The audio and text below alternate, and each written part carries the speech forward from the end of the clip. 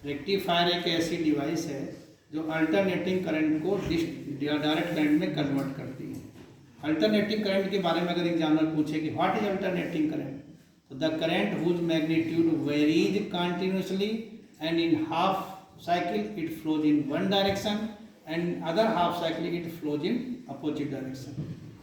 Direct current क्या है? The current whose direction remains same. Unidirectional current is called direct current. Domestic light जो battery cell वगैरह होती है उनकी डायरेक्ट करंट की फ्रीक्वेंसी 0 होती है, और अल्टरनेटिंग करंट की फ्रीक्वेंसी जो डोमेस्टिक लाइट है हमारे घरों में आती है वो 50 होती है। ज़्यादा भी हो सकती है, कम भी हो सकती है, लेकिन 0 नहीं हो सकती। अब रेक्टिफायर जो यूज करते हैं junction diode as a half wave rectifier and as a full wave rectifier. अगर हम हाफ वेव रेक्टिफायर की सर्किट की बात करें तो इसमें एक पीएन जंक्शन डायोड होता है, एक ट्रांसफार्मर होता है,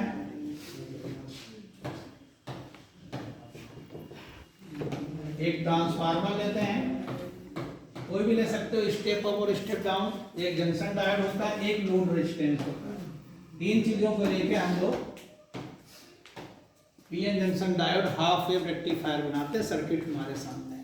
ये सर्किट जब बना के ले जाओगे तुमसे एक पूछेगा एग्जामिनर इसका क्या काम है, तुम कहोगे एसी को डीसी में कन्वर्ट करना। ये हाफ वेव रेक्टिफायर क्यों है? क्योंकि एसी करंट के केवल हाफ साइकिल को ही ये डीसी में कन्वर्ट कर पाता है, इसलिए इसको हाफ वेव रेक्टिफायर कहते हैं।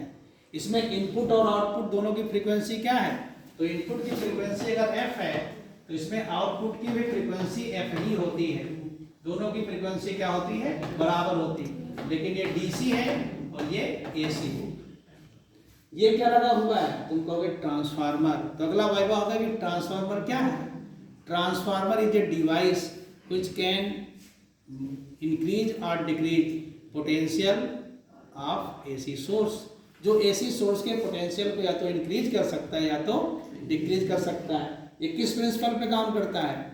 तो हमारा transformer works at the principle of mutual induction. किस पे काम करता है? म्यूचुअल इंडक्शन पे वर्क करता है। ये लाइनें क्यों खींच रखी है इसमें पूछेगा, व्हाट इज दिस लाइन? तो सॉफ्ट आयरन कोर हैं, इनका क्या काम है? ये इंड्यूस्ड ईएमएफ को इंक्रीज करती हैं, टू इंक्रीज इंड्यूस्ड ईएमएफ। फिर कहते हैं इसमें दो कॉइल कौन कौन सी हैं? This is primary, this is secondary. कैसे मालूम कि स्टेप अप है कि स्टेप डाउन है? अगर सेकेंडरी कॉइल में नंबर ऑफ टर्न्स ज़्यादा है तो स्टेप अप है, अगर सेकेंडरी कॉइल में नंबर ऑफ टर्न्स कम है तो स्टेप डाउन है। फिर पूछेगा ये क्या है? तो this is PN junction diode. कौन पी टाइप है? ये पी है और ये एन है। बहुत कुछ तुमको इसके बारे में बता चुके हैं। This what is this? This is load resistance. इसका क्या काम है पूछेगा। इसमें लोड रेजिस्टेंस क्यों लगाते हो? छोटा रेजिस्टेंस लगा लो। लोड रेजिस्टेंस लगाते हैं ताकि maximum potential we can measure through this terminal. ये आउटपुट पोटेंशियल को मेजर करने के लिए यूज किया जाता है। हो गया इसका भाई बात। इससे ज़्यादा क्या पूछेगा? अब फिर कहेगा जंक्शन डायोड है फुल वेव रेक्टिफायर। तो फुल वेव रेक्टिफायर में हम लोग दो पीएन जंक्शन डायोड लेते हैं, एक D1 और एक D2। इसके सर्किट को बनाने के लिए दोनों के पी टाइप रीजन को एक स्टेप अप ट्रांसफार्मर के सेकेंडरी कॉइल से जोड़ देते हैं। स्टेप अप ट्रांसफार्मर के सेकेंडरी कॉइल से कनेक्ट कर दिया जाता है। दोनों एन टाइप क्रिस्टल को आपस में कनेक्ट करके through load resistance we connect with the mid point of secondary coil.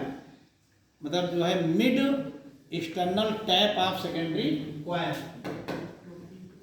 Why we say this full wave rectifier? क्योंकि इसके दोनों हाफ साइकिल में आउटपुट करंट फाउंड होती है, प्राप्त होती है। इसके जो फ्रीक्वेंसी है, अगर इनपुट की फ्रीक्वेंसी f है तो आउट की फ्रीक्वेंसी डबल हो जाती है, 2f हो जाती है। डायरेक्शन दो इसकी डीसी है, सेम डायरेक्शन रहती है, मैग्नीट्यूड वेरी करता है। ये एसी इसकी डायरेक्शन भी वेरी करती रहती है। फिर वही ट्रांसफार्मर का वाइबा होगा, जंक्शन डायोड वाइबा, खत्म वाइबा है क्या इसमें? अब यहाँ पर रो के मत आओ, फिर रोने लगो, मैं आने लगो। सही बता रहा हूँ मैं, समझिए चीज़ों को। हमारे स्टूडेंट हो, कुछ करके दिखाइए। हम तुम्हें जब 30 मिनट में सब कुछ बता सकते हैं, तुम नहीं बोल पा रहे मुँह से, इसलिए तैयार करिए। कल मैं जंक्शन डायोड को वाइबा लूँगा, इसी के चार्ट बना लीजिए, बनाना चाहो तो अपने चार्ट पेपर पे।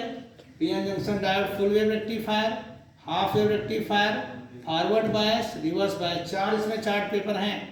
अगर आपको इसके सिवा कोई बनाना है तो आप बनाइए, मैं वही बता देता हूँ, उसको वाइवा तैयार करा दूंगा। इसके बाद जो सेकंड वाइवा तुम्हारा होगा ऑप्टिक्स का, लाइट का वाइवा होगा। सारी डिफिनेशन लाइट की, सारी चीज़ें लेंस वगैरह के बारे में डिस्कस किया जाएगा और मैं डिस्कस कर दूंगा, उसके बाद मैं आपसे सुनूंगा। ये जो टॉपिक बताया हूँ ये तुम्हारे बोर्ड परीक्षा के साथ साथ प्रैक्टिकल के लिए यूजफुल है। क्लियर?